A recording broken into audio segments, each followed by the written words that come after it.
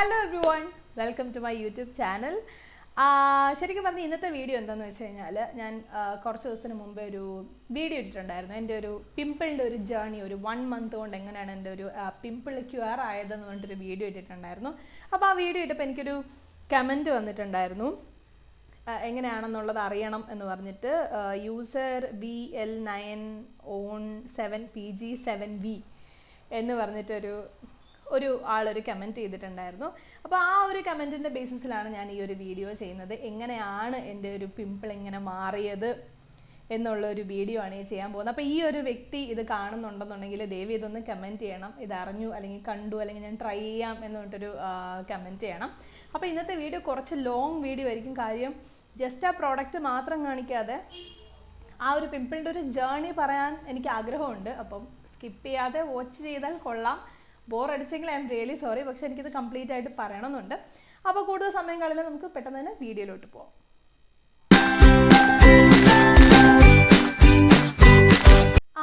ഞാനീ പറഞ്ഞ പോലെ തന്നെ അതിൻ്റെ ഒരു ജേർണിയെക്കുറിച്ച് പറയുന്നതായിരിക്കും ആദ്യം നല്ലതെന്നാണ് എനിക്ക് തോന്നുന്നത്. ഞാൻ എൻ്റെ കൂടെ പിമ്പിൾ വളരാൻ തുടങ്ങിയിട്ട് ഏകദേശം എൻ്റെ ഒരു 7th സ്റ്റാൻഡേർഡൊക്കെ തൊട്ടിട്ട് എൻ്റെ കൂടെ ഉള്ള ഒരാളാണ് ഈ പിമ്പിൾ. എനിക്കത് ക്യൂർ ആയിട്ടേ ഇല്ല, ഒട്ടുമേ ക്യൂർ ആയിട്ടില്ല. എനിക്ക് എപ്പോഴും ഇങ്ങനെ സഡനായിട്ട് ബ്രേക്ക്ഔട്ട്സ് ഇങ്ങനെ സംഭവിച്ചുകൊണ്ടിരിക്കുന്ന ഒരാളായിരുന്നു. അങ്ങനെ എൻ്റെ സ്കിന്ന് ഞാൻ ക്യൂർ ആയിട്ട് കണ്ടിട്ടേ ഇല്ല.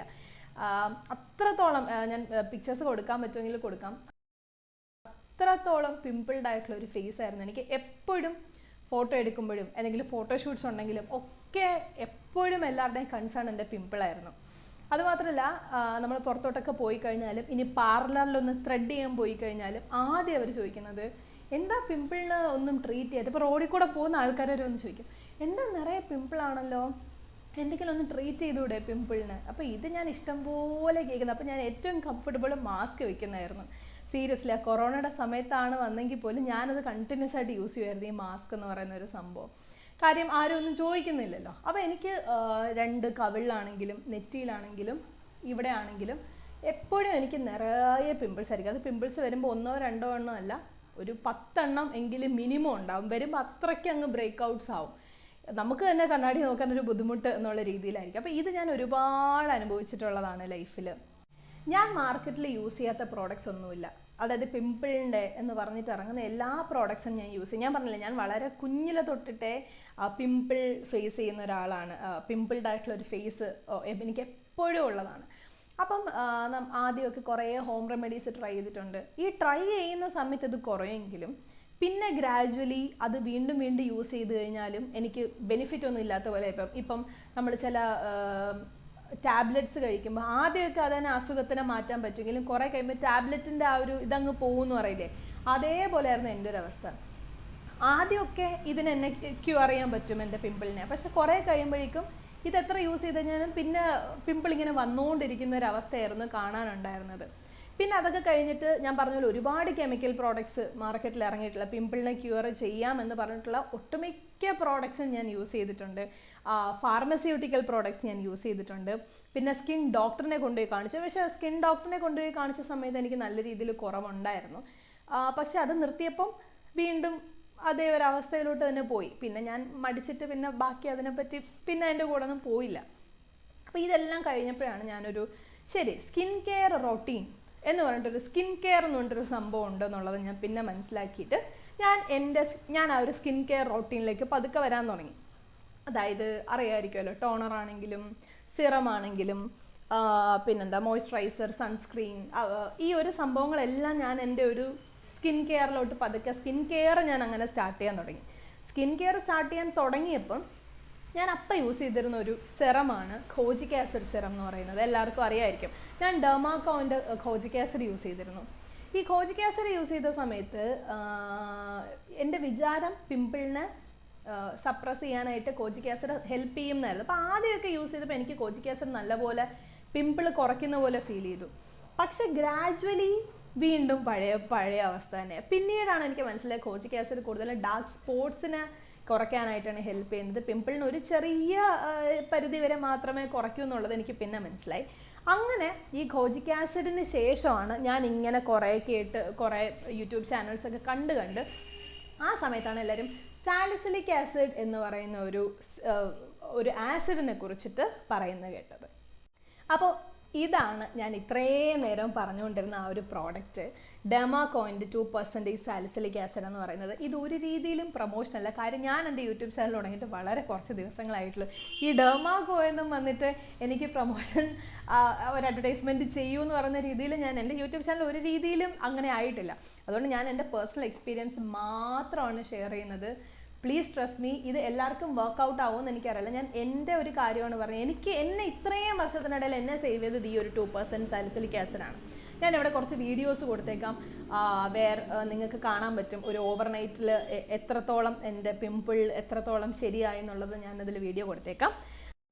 ഇത് ഞാൻ അത്ര നല്ലതല്ലാത്തൊരു പ്രോഡക്റ്റ് യൂസ് ചെയ്തപ്പോഴേക്കും വന്ന പിമ്പിളാണ്. ഞാൻ തലേദിവസം സാലിസിലിക് ആസിഡ് യൂസ് ചെയ്തു, രാവിലെ എപ്പോഴും കണ്ടു ഒരു പിമ്പിൾ പോവുകയും ചെയ്തു, മറ്റൊരു പിമ്പിൾ ജസ്റ്റ് ഒരു പസ് മാത്രം ലീവ് ചെയ്തിട്ടുണ്ടായിരുന്നു. അപ്പോൾ ഇതാണ് ഞാൻ പറഞ്ഞ ഡെർമാകോയിൻ്റെ സാലിസിലിക് ആസിഡ് സിറം. ഇതിൻ്റെ കാര്യങ്ങൾ പറയുകയാണെങ്കിൽ ഇത് സൾഫേറ്റ് ഫ്രീ ആണ്, ഡൈ ഫ്രീ ആണ്, പാരബൻ ഫ്രീ ആണ്, മിനറൽ ഓയിൽ ഫ്രീ ആണ്.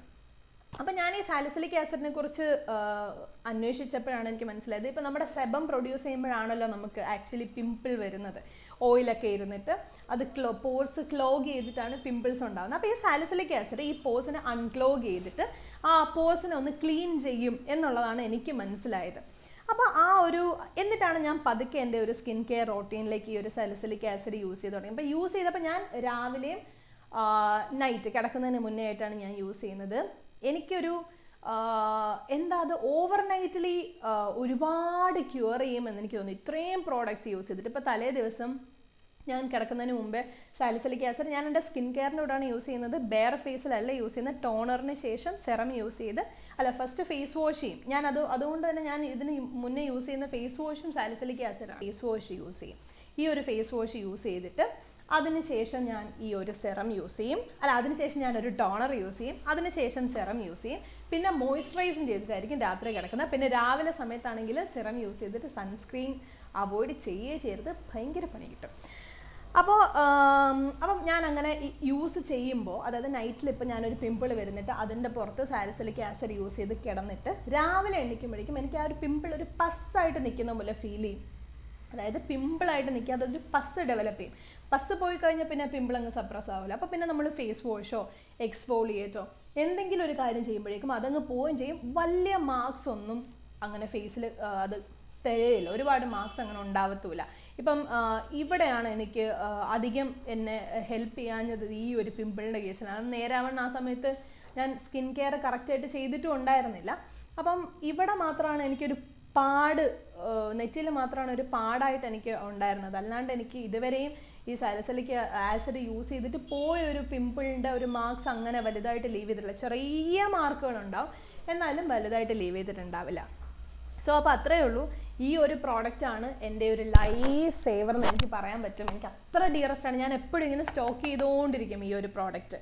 അപ്പോൾ ഇത് യൂസ് ചെയ്ത് കഴിഞ്ഞാൽ പിമ്പിൾ വരില്ല എന്നല്ല, വരുന്ന പിമ്പിളിനെ അപ്പം തന്നെ നമുക്ക് കളയാൻ പറ്റും. മനസ്സിലായോ? അപ്പോൾ എല്ലാവർക്കും ഇത് എത്രത്തോളം വർക്ക് ചെയ്യുമെന്ന് എനിക്കറിയില്ല. സാലിസിലിക് ആസിഡ് ട്രൈ ചെയ്തിട്ടില്ലാത്തവർ, ഞാൻ ട്രൈ ചെയ്തിട്ടുണ്ടായിരുന്നില്ല, ട്രൈ ചെയ്തിട്ടില്ലാത്തവർ എന്നെപ്പോലത്തെ ആൾക്കാരുണ്ടെങ്കിൽ അതൊന്ന് ട്രൈ ചെയ്ത് നോക്കുക. എൻ്റെ സ്കിന്നിൽ അത് 100% നല്ല രീതിയിൽ വർക്കൗട്ട് ആയിട്ടുണ്ട്. അപ്പം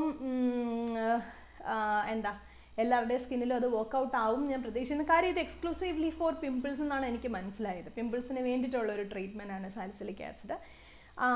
അപ്പോൾ സാലിസിലിക് ആസിഡും കൂടെ നിങ്ങളുടെ ഒരു സ്കിൻ കെയർ റൊട്ടീനിൽ യൂസ് ചെയ്യുക. അപ്പോൾ കോജിക് ആസിഡും യൂസ് ചെയ്യാം, ഓൾട്ടർനേറ്റ് ആയിട്ട് യൂസ് ചെയ്താലും മതി. ഒരു ദിവസം സാലിസിലിക് ആസിഡ് ആണെങ്കിൽ നെക്സ്റ്റ് ഡേ കോജിക് ആസിഡ് എന്നുള്ള രീതിയിലാണെങ്കിൽ നമുക്ക് പിമ്പിളും കുറയ്ക്കാൻ പറ്റും, ആക്നി മാർക്സും കുറയ്ക്കാനായിട്ട് പറ്റും, ഡാർക്ക് സ്പോട്ട്സ് കുറയ്ക്കാൻ പറ്റും. അപ്പോൾ നമുക്കിനി ഒരു ഡാർക്ക് സ്പോട്ട്സിൻ്റെ ഒരു ഇതുപോലൊരു ചാലഞ്ച് കൂടെ നമുക്ക് പതുക്കെ ചെയ്യാൻ വേണ്ടി ഡാർക്ക് സ്പോട്ട്സ് ഒക്കെ ഒന്ന് മാറ്റണം. അപ്പോൾ ഇന്നത്തെ വീഡിയോ എല്ലാവർക്കും ഒരുപാട് ഇഷ്ടപ്പെട്ടു എന്ന് പ്രതീക്ഷിക്കുന്നു. യൂസ്ഫുൾ ആയിട്ടുള്ള ഒരു ഇൻഫർമേഷൻ ആയിരുന്നു പാസ് ചെയ്തതെന്ന് ഞാൻ വിശ്വസിക്കുന്നു. അപ്പോൾ അടുത്തൊരു ബ്ലോഗോ വീഡിയോയോ ഒക്കെ ആയിട്ട് നമുക്ക് വീണ്ടും കാണാം. And thank you so much for the love and by.